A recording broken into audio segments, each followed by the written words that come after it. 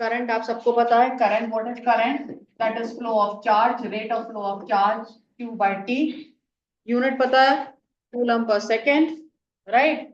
And ये जो आपका और एम्पियर, अगर आपको this formula is applicable only for a particular type of current, लेकिन अगर मुझे जनरल फॉर्मूला चाहिए फॉर यूनिफॉर्म और या स्टडी करंट, अनस्टडी करंट और सबके लिए जो काम करे, तो that is I is equal to D Q by D T. That value और that formula is I is equal to, और ये I is equal to D Q by D T जो है हर के लिए एप्लीकेबल है। ये हम जनरली फॉर्मूला यूज करेंगे आपका ईएमआई एसी में, हम काफी यूज करेंगे इसको, राइट। ये फॉर्मूला इस पूरे चैप्टर में आपका ये चलेगा, या जिसमें चार्ज चेंज हो रहा है विद रिस्पेक्ट टू टाइम, उस केस में हम ये वाला फॉर्मूला यूज करेंगे। आपको पता चल जाएगा इस फॉर्मूले, ये फॉर्मूला यूज कब करना है, लिख लीजिए, Q is equal to 4t square plus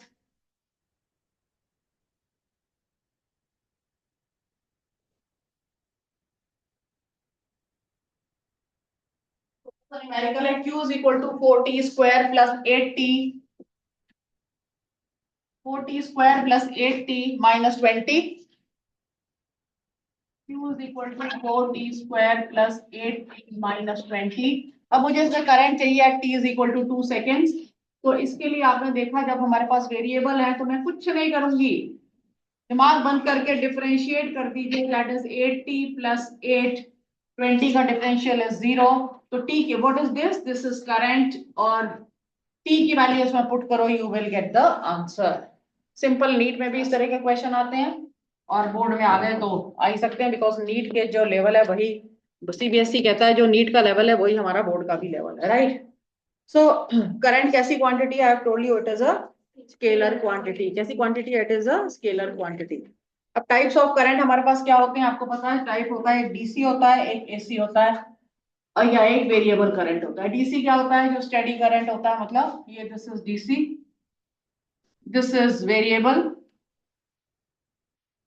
variable जो वेरी कर रहा है, राइट। और तीसरा जो है एसी,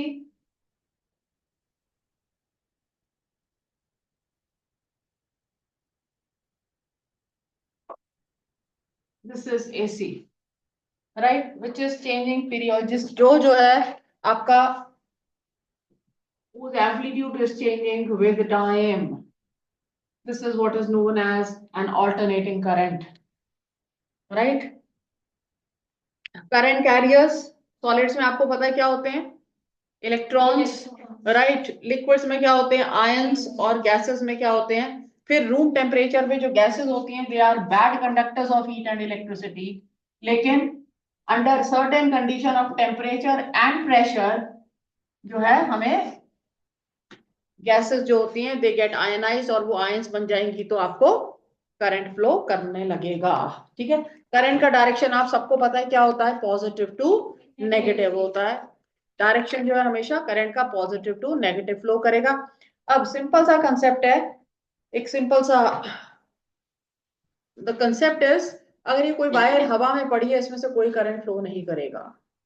ये वायर हवा में पड़ी है, इसमें से कोई करंट नहीं फ्लो करेगा, बिकॉज देखो सिंपल सी बात है, अगर आपने इसको किसको इसको समझना है, अगर इस जैसे रास्ते में, अब अगर मैं मेरे को एक एंड से दूसरे एंड तक जाना है और सारा रास्ता ब्लॉक्ड है, तो obviously I can not move out of this room. इस रूम में जगह जगह कुछ पड़ा है, तो I can not jump at every point and can not move out of this room. तो इसीलिए जब ये वायर हवा में पड़ी है, तो इलेक्ट्रॉन इस एंड से इस एंड पे नहीं जा पाता। क्यों?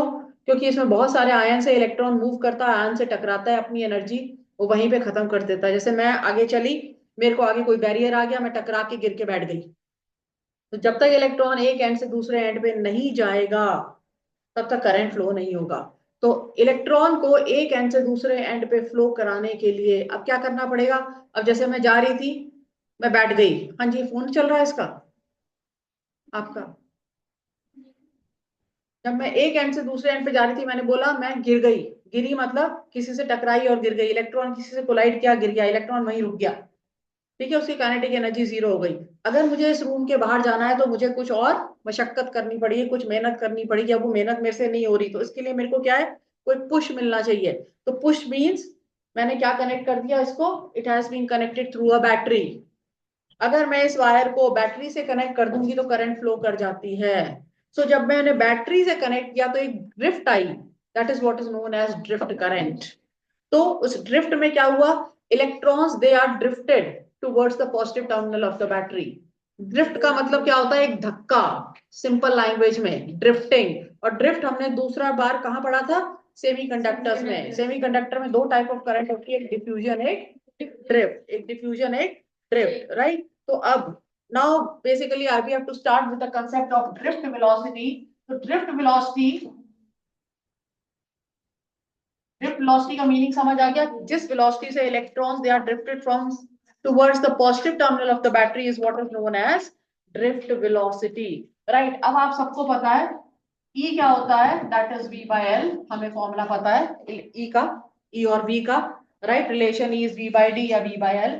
अब देखो, अब हो क्या रहा है, बहुत सारे इलेक्ट्रॉन्स है, इसमें बहुत सारे इलेक्ट्रॉन्स है, आपको पता है V is equal to U plus AT होता है। और इससे पहले हम कहते हैं जो एवरेज थर्मल वेलोसिटी होती है इलेक्ट्रॉन्स की, average you average thermal velocity of the electron that is U1 plus UN by N, ये 0 होती है, याद रखिएगा। रूम टेम्परेचर पे जो एवरेज, सबका एवरेज जो आता है that is 0। So V1 is equal to U1 plus A। T की जगह मैं टाउ 1 कर दिया, tau 1 is the relaxation time. Tau 1 क्या है, रिलैक्सेशन टाइम, ये +1 का। इसी तरह से Vn कर दो, UN plus A tau n, राइट। मैंने सबको ऐड कर दिया, V1 plus Vn is equal to U1 plus dot dot UN,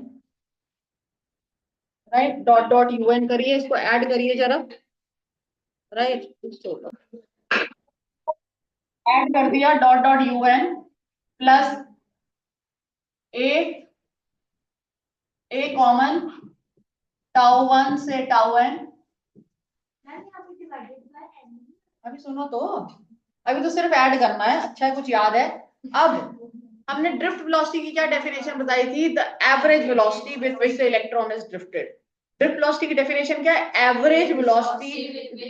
तो ये अब मैंने इसका एवरेज लेना है, तो अब मैं क्या करूंगी, सबको n से डिवाइड कर दूंगी। ये देखो, ये हो गया 0, और इसको बोल दिया मैंने एवरेज रिलैक्सेशन टाइम। इसको क्या बोल दिया, एवरेज। और क्योंकि एवरेज वेलोसिटी थी, इसको बोल दिया ड्रिफ्ट वेलोसिटी। सिर्फ इतनी छोटी सी डेरिवेशन है जो आपने 2 लाइन की याद रखनी है, फटाफट लिखा करो साथ साथ, right. So this is the derivation of drift velocity. अब क्योंकि आपको पता है ये हमारी डेरिवेशन यहीं पे नहीं खत्म होगी, फिजिक्स इसके बाद शुरू होगी, राइट। और इसके बाद क्या है, मैंने सबकी वैल्यूज पुट कर दी है, इसमें सब कुछ तो कोई रह नहीं गया, सिर्फ ए रह गया। ए को हम फर्दर वैल्यू सब्स्टिट्यूट करते जाएंगे, यस, ठीक है, कर दो erase. So now the values of, साथ साथ सब्स्टिट्यूट करिए।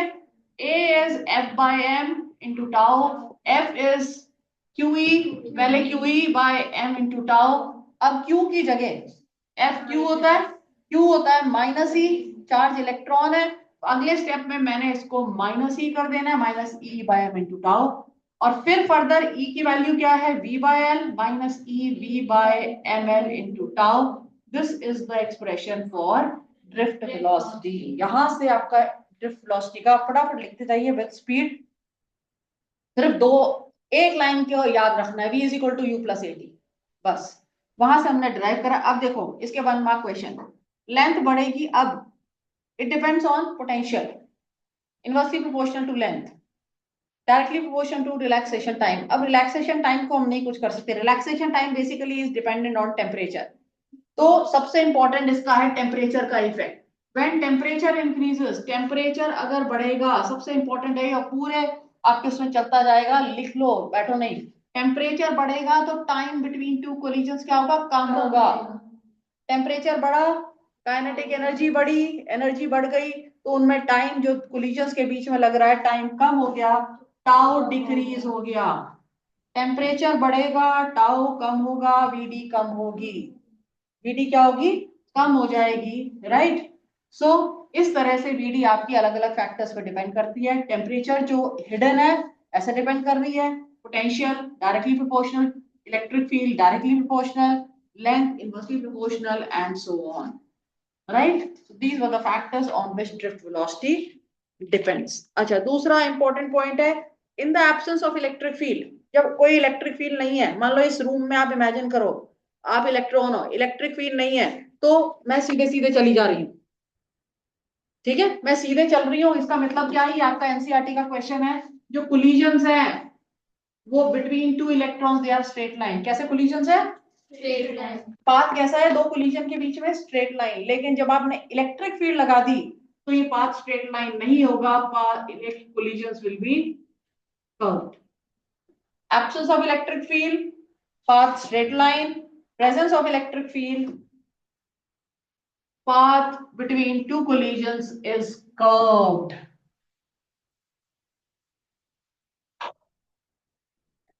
Right? हो गया? चलें आगे। नेक्स्ट,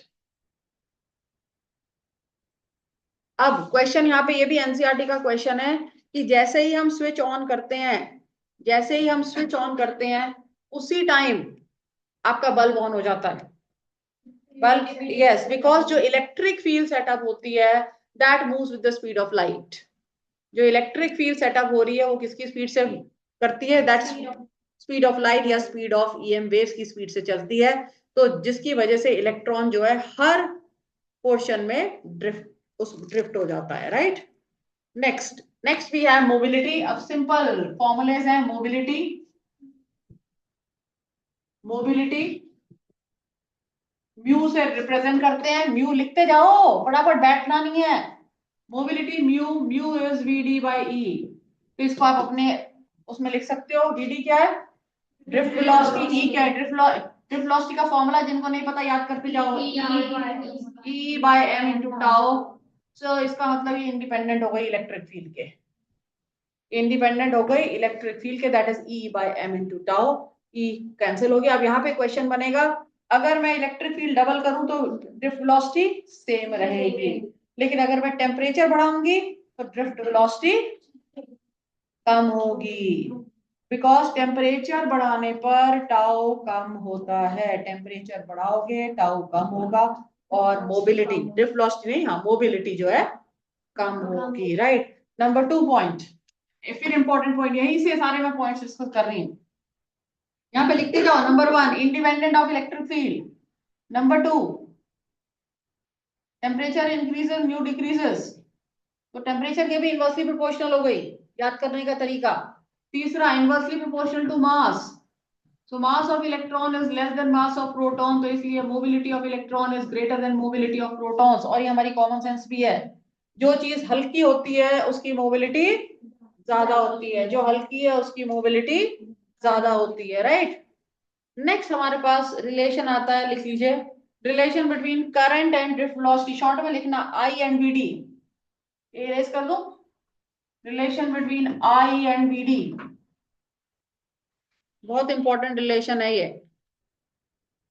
यहाँ पे एक चीज लिख लो, यहाँ पे अब नया टर्म आता है, स्मॉल एन लिखो, number of electrons per unit volume. Small N क्या है? Number of electrons per unit volume. Capital N है नंबर ऑफ इलेक्ट्रॉन्स। समझ आ गया? स्मॉल एन क्या है? मतलब small n, number of electrons per unit volume. So this is number of electrons per unit volume. n क्या है? number of electrons. So n by al, तो n क्या आ गया? NaL। ये काफी चलेगा आपका पूरा इस चैप्टर में, याद रखना, राइट? तो मुझे रिलेशन चाहिए। अब रिलेशन आपको चाहिए I और VD में, I और VD में, राइट? अब ये देखिए, अब I से शुरू करेंगे। I is Q by T, time is distance by speed, खत्म, डेरिवेशन एंड। अच्छा, and Q is equal to ME, बस 3 स्टेटमेंट है। Q याद है? अच्छा, यहाँ पे जो N क्या होता है याद है ये आपको? क्या होता है? क्वांटाइजेशन। ये वाला N जो है कैपिटल N है यहाँ पर। फर्स्ट चैप्टर में हमने स्मॉल n लिया था, वहां पे स्मॉल n होता है नंबर ऑफ इलेक्ट्रॉन्स, तो लेकिन यहाँ पे हमने नंबर ऑफ इलेक्ट्रॉन्स क्या लिए हैं? फोन बंद कर दे, फोन बंद कर दो बिल्कुल, बैग के अंदर। कैपिटल N क्या है? नंबर ऑफ क्यूज, तो सारी वैल्यू पुट कर दो। एन ई बाय डिस्टेंस कितना है? एल कंडक्टर है, कंडक्टर का लेंथ एल है, तो एल है by L by B D. So कुछ रह गया, एरिया कहाँ रह गया, अच्छा ओके। स्मॉल एन क्या होता है, capital N is N A L E V D by L. So याद रखने का तरीका है I is equal to Veena से याद रख लो, वी ना, I is equal to Vina or NEAVD, right? This is the relation, shortcut method to remember. सिर्फ एक आपने ये याद रखना है यहाँ पर, I is equal to Q by T से स्टार्ट करो, Q की वैल्यू रखो, T की वैल्यू रखो, done. Next we have current density, next we have current density. Current density होती है J होता है I by A। Current density vector quantity है, याद रखना। करंट कैसी है, स्केलर, लेकिन क्योंकि ये वेक्टर है तो इसको वेक्टर बनाना है, तो ये दिस इज एरिया वेक्टर, ये क्या है, एरिया वेक्टर। अब आई को कैसे लिखेंगे, जे डॉट ए, याद रखना because this is scalar, scalar में मुझे डॉट प्रोडक्ट लेके जाना पड़ेगा, मैं क्रॉस नहीं कर सकती। सो दिस इज, और it is integral J dot D S, ठीक है, integral j dot ds। so this is current density which is a vector quantity। ये करंट डेंसिटी है, ये वेक्टर क्वांटिटी है, यूनिट होगी ampere per metre square, ampere per metre square, done. Next is relation between current density and drift velocity. Current density and drift velocity, j and vd, लिखो relation between j and vd, क्योंकि current density बोला तो यहाँ पे लिखो, right down, we know I is equal to N E V D, फटाफट लिखते जाओ, मैंने नहीं लिखना, अपनी स्पीड बढ़ाओ। I is equal to last step, और ए को नीचे ले जाइए, ए को नीचे ले जाओ, ये जे हो गया, N E V D is the answer, done हो जाएगा। और अगर आपने इसको फर्दर करना है, देखो बहुत ही सिंपल सा चैप्टर है ये, इसमें सब्स्टिट्यूशंस है। अगर आपने इसको फर्दर करना है तो वीडी की वैल्यू पुट कर दो, वीडी क्या है, E by M into tau, तो वो मेरे पास अगला आ जाएगा, वीडी क्या आ जाएगा, E by M into tau, वो हम आगे भी सब्स्टिट्यूट कर लेंगे, right. Next right down, state and prove Ohm's law, state and deduce Ohm's law.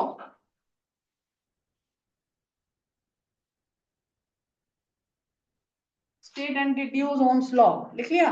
अब आपको सबको पता है ओम्स लॉ क्या कहता है, ओम्स लॉ कहता है current proportional to potential provided physical conditions remaining same.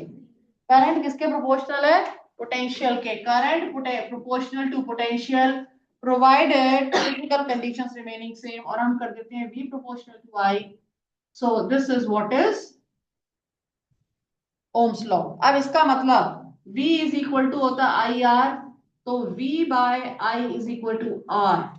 तो उसने बोला है डिड्यूस ओम्स लॉ, तो मतलब इसका मतलब है मेरे को V बाय I का रिलेशन चाहिए, ठीक है। V बाय, अब मैं यहां से शुरू करूंगी, बस सिर्फ सब्स्टिट्यूशंस करते जाओ, लिखो फटाफट। I is equal to this, VD की value E by M into tau, ठीक, ये माइंड में रखो, जैसे मैंने रखा हुआ है V बाय I का रिलेशन। तो E क्या, यहां तक लिख लिया। अब E क्या है, E is V by L, और अगले स्टेप में मैं एन ई स्क्वायर टाउ कर दूं। मेरा एम क्या था, V बाय आई निकाल दीजिए, that is ML by N E square tau A, हो जाएगा। ये मैंने डेलिबरेटली ऐसे लिखा है, रीजन, मेरे को 10th का फॉर्मूला याद है, R is rho L by A, R is rho L by A सबको पता है, तो मैंने एक इधर L निकाल दिया, एक A निकाल दिया। जब आप प्रैक्टिस करते जाओगे ना तो आपको बार बार आता जाएगा, ये मैं आपको बता रही हूँ।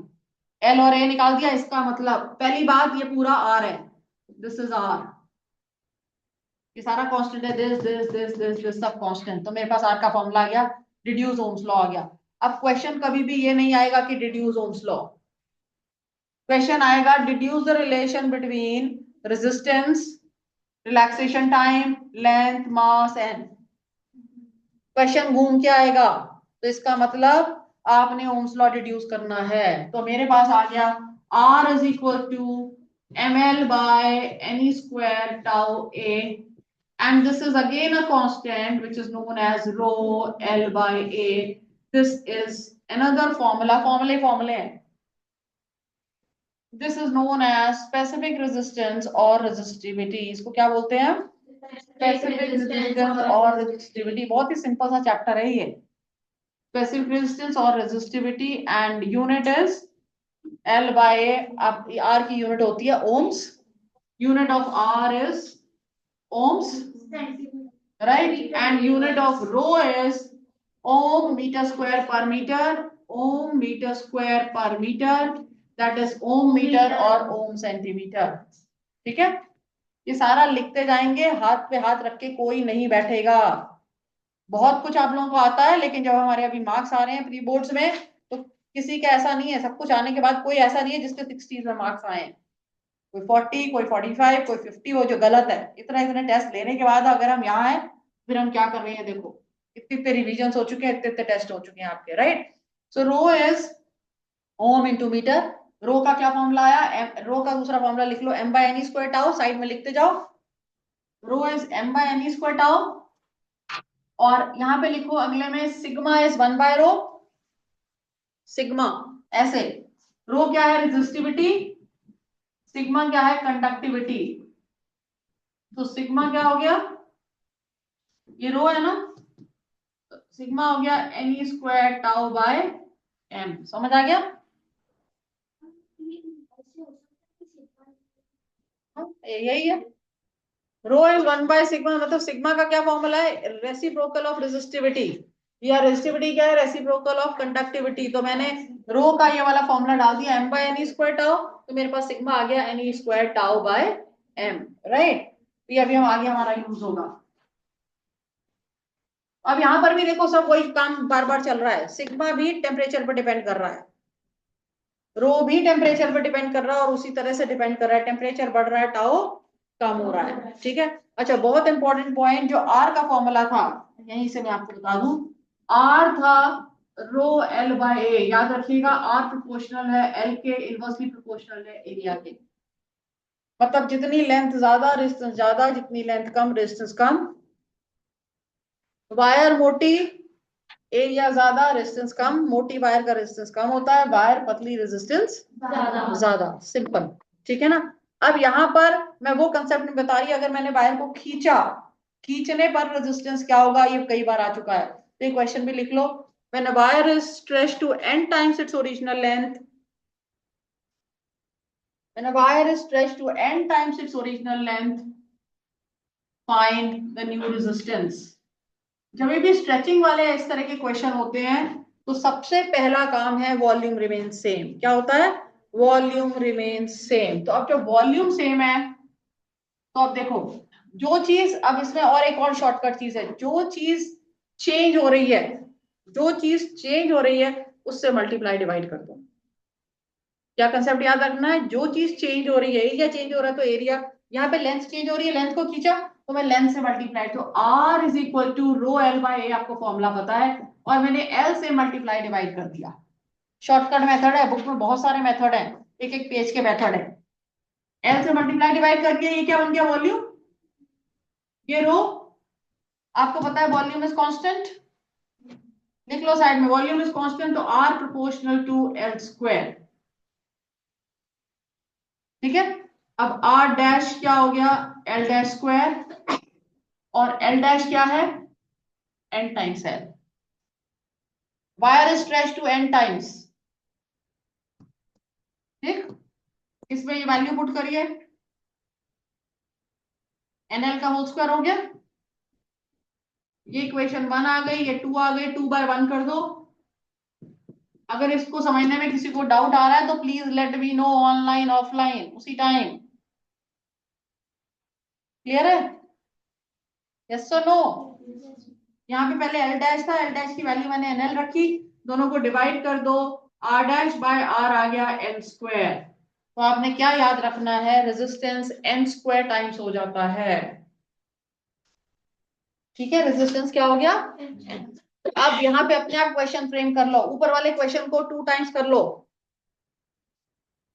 ऊपर वाले क्वेश्चन को 2 टाइम्स कर लो तो क्या आ जाएगा 4, एन स्क्वायर हो गया ना, 3 टाइम्स कर लो 9 टाइम्स, तो इस तरह से क्वेश्चन चेंज होते जाएंगे आपके।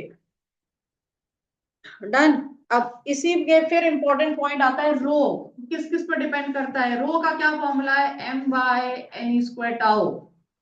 कंफ्यूज नहीं होंगे बिल्कुल, R is equal to rho L by A से। Rho does not depend on length, does not depend on area, वो फॉर्मूला नहीं यूज करेंगे। रो किस पे डिपेंड कर रहा है, टेम्परेचर पे, डिपेंड्स ऑन टेम्परेचर। एक बहुत ही कॉमनली आस्क्ड क्वेश्चन है और हर बार आप गलत करते हो।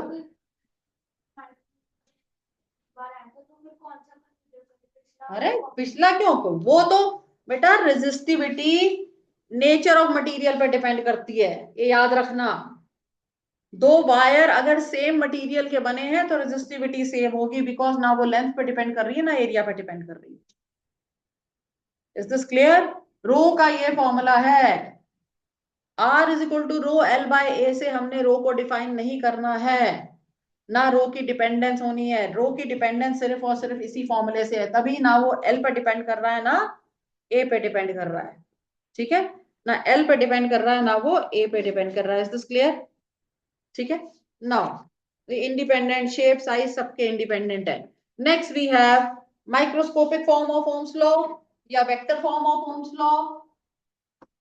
Microscopic form of Ohm's law या vector form of Ohm's law, या J is equal to sigma E proof करना है, या क्या प्रूफ करना है, J is equal to sigma E.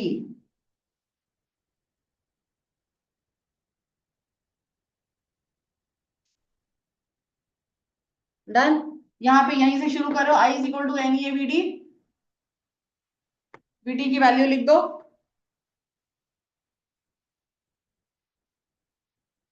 VD की वैल्यू लिखिए E by M,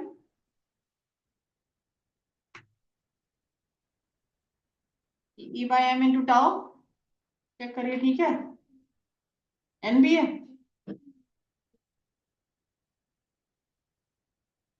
E by M into tau into A भी है, ठीक है। अब अगले में आप क्या करो, ए बाय ए ले जाओ, आई बाय ए ले जाओ, अगले स्टेप में आई बाय ए क्या होता है जे, और ये सब किसकी वैल्यू है ये छोड़ के, अभी मैंने बताया था sigma into E, so this is the relation जिसे हम microscopic form of Ohm's law कहते हैं। सब देखो एक ही उससे स्टार्ट हो रहा है, आई को स्टार्ट करो, बीडी की वैल्यू पुट करो। डन। अब यहाँ पे मेरे पास कंडक्टिविटी वर्सेस टेम्परेचर, क्या बताया था मैंने, अगर टेम्परेचर बढ़ेगा तो कंडक्टिविटी कम होगी, बिकॉज ये देखो यहाँ पे सिग्मा टाउ ऊपर आ रहा है ना, what is sigma, N E square tau by M, पीछे बताया था। अगर टेम्परेचर बढ़ा तो कंडक्टिविटी कम हो रही है, सो this is the graph between sigma and, और जे और ई में क्या ग्राफ आएगा, स्ट्रेट लाइन, जे एंड ई में क्या ग्राफ है, स्ट्रेट लाइन ग्राफ है, राइट। और जे और ई का स्लोप क्या देता है, सिग्मा, जे और ई का स्लोप क्या देगा, yes, J by E is sigma. Done. Next हमारे पास आता है temperature coefficient of resistance, basically effect of temperature में ही आता है ये, वहीं से हमारे पास आता है टेम्परेचर कोफिशिएंट ऑफ रेजिस्टेंस। मेरे पास एक फॉर्मूला है R T is equal to R zero, याद रखो ये +1 का है, R T is equal to R zero 1 plus alpha delta T. Alpha को बोलते हैं टेम्परेचर कोफिशिएंट ऑफ रेजिस्टेंस। यहां से आप ब्रैकेट ओपन करेंगे, नहीं तो देख लो अगला, यहां तक ये लिख लिया, R T by R zero कर दो, कर दिया, मैं आपको बता रही हूँ वैल्यू कैसे निकलेगी, कर दिया, R T by R zero कर दिया। अगले स्टेप में -1 इधर कर दो, क्या आ जाएगा, तो we have R T minus R zero, LCM ले लिया, अल्फा डेल्टा टी, इस डेल्टा टी को इधर ले आइए, डेल्टा टी को इधर ले आइए, तो आपके पास अल्फा की वैल्यू आ जाएगी। तो अल्फा को हम कैसे डिफाइन करते हैं, ये क्या है, change in resistance, change in resistance per unit original resistance into increase in temperature or change in temperature, यही definition है। defined as the ratio of change in resistance per unit original resistance per degree rise in temperature, per degree rise in temperature। ठीक है, और इसकी unit क्या होगी देखो, ओम, ओम cancel, सिर्फ डिग्री सेंटीग्रेड -1, ये ओम है, ये ओम है, Om Om cancel, degree centigrade -1। अब ध्यान से सुनिएगा, इसका मीनिंग बहुत ध्यान से, बहुत इंपॉर्टेंट है। अल्फा पॉजिटिव का मतलब क्या है, अल्फा पॉजिटिव क्या मतलब है, सबको सब दिख रहा है और सबको मीनिंग पता है। R T greater than R zero, मतलब आर टी इंक्रीजेस, इसका मतलब क्या है, मैंने सिर्फ थ्योरी आपको समझानी है। मतलब टेम्परेचर बढ़ने पर रेजिस्टेंस बढ़ रहा है, मीनिंग समझिए। अल्फा पॉजिटिव का क्या मतलब है, इसका मतलब आर टी आर जीरो से बड़ा है। आर टी क्या है, रेजिस्टेंस है टी डिग्री, मतलब जब टेम्परेचर 0 डिग्री पर है, इसका मतलब टेम्परेचर बढ़ा तो रेजिस्टेंस बढ़ेगा। कंडक्टर्स का अल्फा पॉजिटिव होता है, कंडक्टर्स फॉर कंडक्टर, तो यहाँ पे 1 मार्क क्वेश्चन क्या बना, जिनका अल्फा पॉजिटिव है मतलब उनका टेम्परेचर बढ़ने के साथ रेजिस्टेंस बढ़ रहा है। हिंदी इंग्लिश पंजाबी में लिख लो, मतलब टेम्परेचर बढ़ने के साथ रेजिस्टेंस बढ़ रहा है। Alpha negative, R T less than R zero means on increase in temperature resistance decreases, this is what is the meaning, increase in temperature। और ये किसका होता है, इंसुलेटर्स, ये सारे 1 मार्क क्वेश्चन है। एंड सेमी कंडक्टर्स, बहुत इंपॉर्टेंट है, सेमी कंडक्टर या इंसुलेटर का रेजिस्टेंस टेम्परेचर के बढ़ने के साथ कम होता है। ठीक है, नेगेटिव मतलब उनका रेजिस्टेंस कम होता है। उनका रेजिस्टेंस कम होने का क्या मतलब है, वो कंडक्टर बन जाते हैं, वो हमारे फायदे के लिए है। जब आपको बताया था सेमीकंडक्टर्स में जब टेम्परेचर बढ़ता है तो कोवलेंट बॉन्ड टूटते हैं, कोवलेंट बॉन्ड टूटते हैं तो इलेक्ट्रॉन्स फ्री होते हैं, इलेक्ट्रॉन्स फ्री होते हैं मतलब वो कंडक्टर बनेगा। मीनिंग समझ आया। सो ऑन इनका नेगेटिव मतलब with increase of temperature resistance कम हो रहा है, और रेजिस्टेंस कम हो रहा है मतलब वो कंडक्टर बन रहे हैं, वो क्या होता है, कंडक्टर बनते हैं, राइट। अब हमारे पास इसके ग्राफ्स हैं जो बहुत इंपॉर्टेंट है। Graph of rho versus temperature, rho क्या है, रेजिस्टिविटी, मेटल्स की रेजिस्टिविटी इंक्रीज होती है टेम्परेचर के साथ, पॉजिटिव बताया था, ये बताया था ना रेजिस्टिविटी। तो जैसे हमारे पास alpha temperature coefficient of resistance है ना, इसी तरह से फॉर्मूला आ जाता है, अल्फा आर लिख लो, rho T minus rho zero by rho zero into delta T, right, into rho zero into delta T. जैसे मेरे पास ये फॉर्मूला है, ये रेजिस्टेंस का है, ऐसे ही रेजिस्टिविटी का भी फॉर्मूला, सेम फॉर्मूला रेजिस्टिविटी का, rho T minus rho zero by rho zero into, तो हम रेजिस्टेंस वर्सेस टेम्परेचर का ये ग्राफ है आपका, राइट। इसी तरह से ये बढ़ रहा है तो सिग्मा वर्सेस टेम्परेचर जो मैंने बताया था वो ऐसे होगा।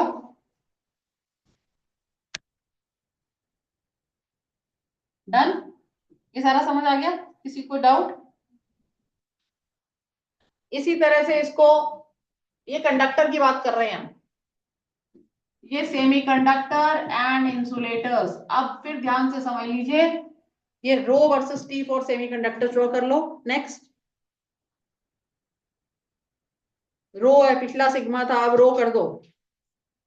ये सेमीकंडक्टर्स, ये बताया ना मैं, रेजिस्टिविटी कम हो रही है मतलब कंडक्टिविटी बढ़ रही है। डन।